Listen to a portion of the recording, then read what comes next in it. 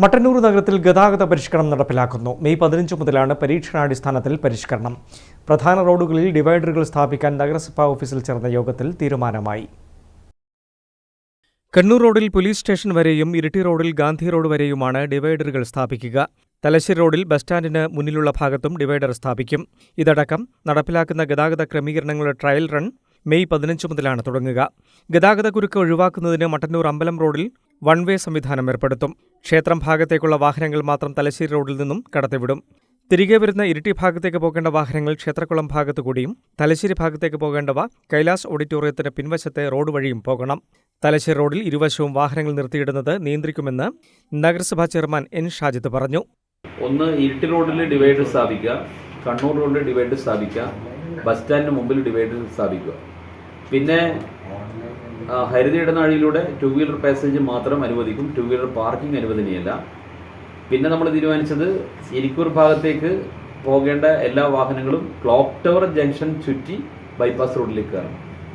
അതാണ് ഒരു പ്രധാനപ്പെട്ട മാറ്റമായിട്ട് നമ്മളിപ്പോൾ പറഞ്ഞിട്ടുള്ളത്. ഇരിക്കൂർ റോഡിലേക്ക് പോകേണ്ട ഇരിട്ടി ഭാഗത്ത് വരുന്ന എല്ലാ വാഹനങ്ങളും ക്ലോക്ക് ടവർ ജംഗ്ഷൻ ചുറ്റിയിട്ട് ഇരിക്കൂർ ബൈപ്പാസിലേക്ക് കണ്ണൂരിൽ വരുന്ന വാഹനങ്ങൾ ഇപ്പൊ നമ്മൾ ലെഫ്റ്റ് ഫ്രീ ഉണ്ടല്ലോ. കണ്ണൂർ ഭാഗത്ത് നിന്ന് ഇരിക്കൂർ ഭാഗത്തേക്ക് വരുന്ന വാഹനങ്ങൾക്കൊന്നും തടസ്സമില്ല, അത് ലെഫ്റ്റ് ഫ്രീ ആയിട്ട് കയറി പോകുന്നുണ്ട്. പിന്നെ ഇരിക്കൂർ റോഡിലൂടെ വലിയ ബസ്സും അതുപോലെ ചരക്ക് വാഹനങ്ങൾക്ക് മാത്രമേ പ്രവേശനം ഇനി ഉണ്ടായിരിക്കുള്ളൂ. ബസ് സ്റ്റാൻഡിൽ നിന്ന് കണ്ണൂർ ഭാഗത്തേക്ക് പോകേണ്ട ഓട്ടോറിക്ഷകൾ മുഴുവൻ മത്സ്യ മാർക്കറ്റ് വഴി കണ്ണൂർ ഭാഗത്തേക്ക് പോകണം. ഇരിട്ടി ഭാഗത്തേക്കും തലശ്ശേരി ഭാഗത്തേക്കും കൊണ്ട എല്ലാ ചെറുകിട വാഹനങ്ങളും നിലവിൽ പോകുന്ന രീതിയിൽ എക്സൽ സോഡയുടെ മുന്നിലൂടെ പോകാൻ വേണ്ടി തീരുമാനിക്കുന്നു. തലശ്ശേരി റോഡിൽ പിന്നെ മിഷൻ ഹോസ്പിറ്റലിന് ശേഷം പാർക്കിംഗ് അനുവദിക്കില്ല. ലിങ്ക്സ് മാൾ വരെ പാർക്കിംഗ് അനുവദനീയമല്ല. പോലീസ് സ്റ്റേഷന് സമീപം പുതുതായി നിർമ്മിച്ച ഹരിത ഇടനാഴിയിൽ ഇരുചക്ര വാഹനങ്ങളുടെ പാർക്കിംഗ് അനുവദിക്കില്ല. വയാന്തോട് ജംഗ്ഷനിൽ ദിശാസൂചികകൾ സ്ഥാപിച്ച് ഗതാഗതം നിയന്ത്രിക്കാനും യോഗത്തിൽ തീരുമാനിച്ചു. ഗതാഗതം നിയന്ത്രിക്കാൻ ആവശ്യത്തിന് പോലീസുകാരില്ലാത്ത സാഹചര്യത്തിൽ മട്ടന്നൂർ സ്റ്റേഷനിൽ കൂടുതൽ പോലീസുകാരെ നിയമിക്കണമെന്നും യോഗം ആവശ്യപ്പെട്ടു.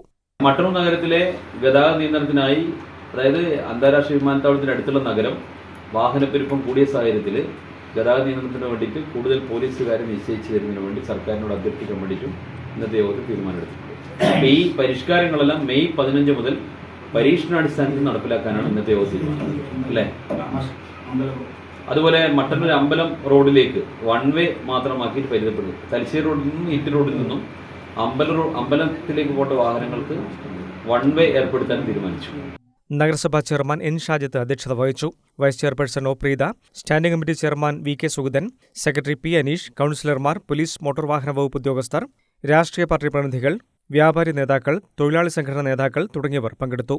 News bureau, Mattannur.